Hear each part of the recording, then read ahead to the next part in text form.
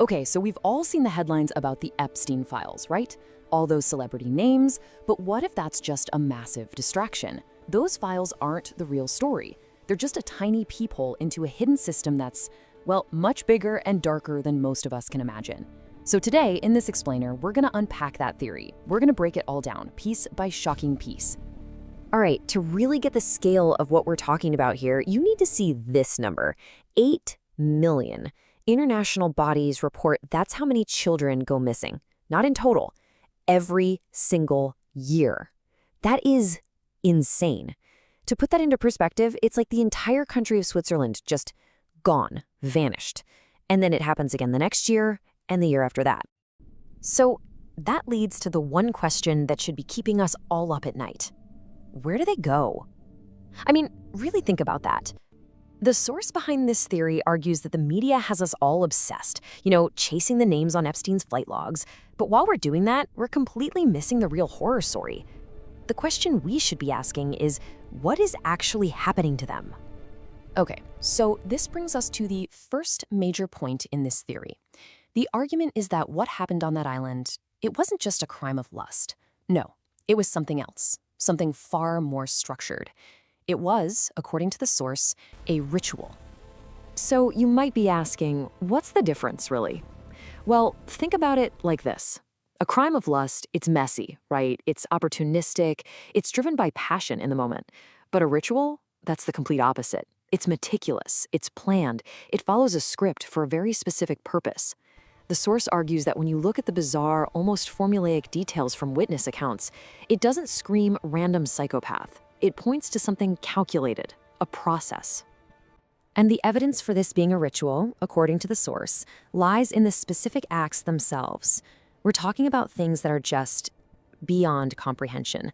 An obsession with filth and degradation, deliberately forcing victims into a state of absolute pure terror. And the source asks a really powerful question here. Why?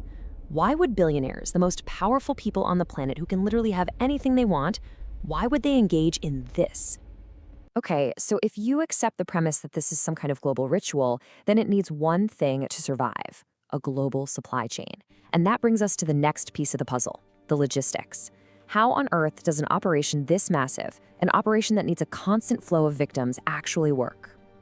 The source puts it very bluntly with this quote, "Madness doesn't build a supply chain." And that just hits you, right? The point is, one or two sick individuals can't create a complex international logistics network. This isn't a few lone wolves.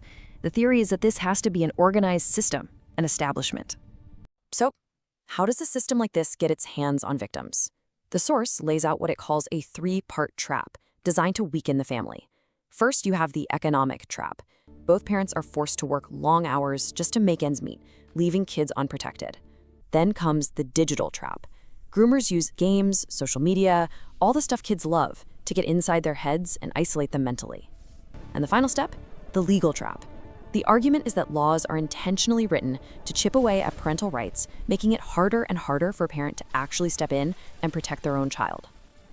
All right, everybody, brace yourselves, because this is where the theory takes a massive leap. We've covered the what, the ritual. We've covered the how, the supply chain.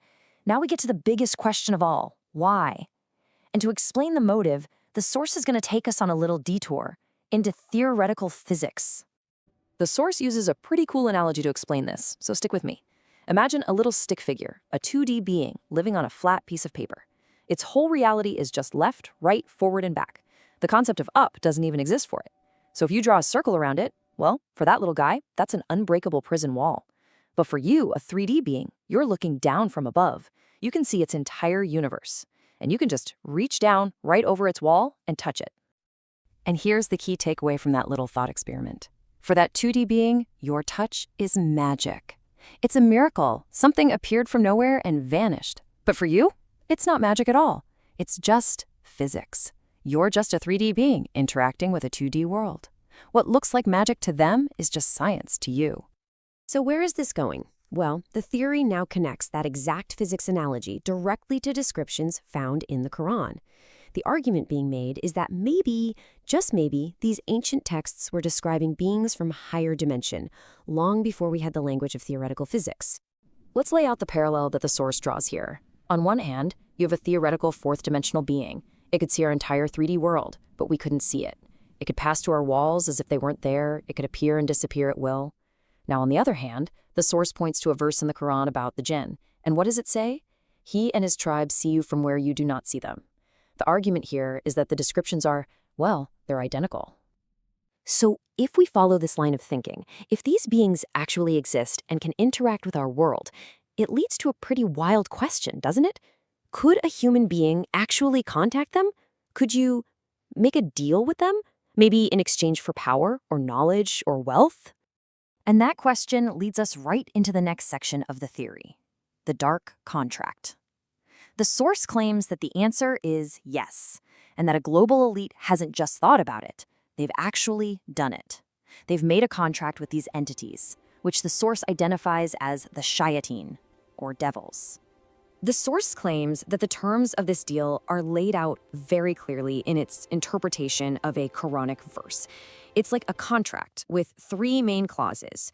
Who are the teachers? The shayateen, the devils. What's the syllabus? What are they teaching? Forbidden knowledge, what we might call magic. And what's the price? It's not money. The price is your soul and your place in the afterlife. But here is the ultimate cosmic twist.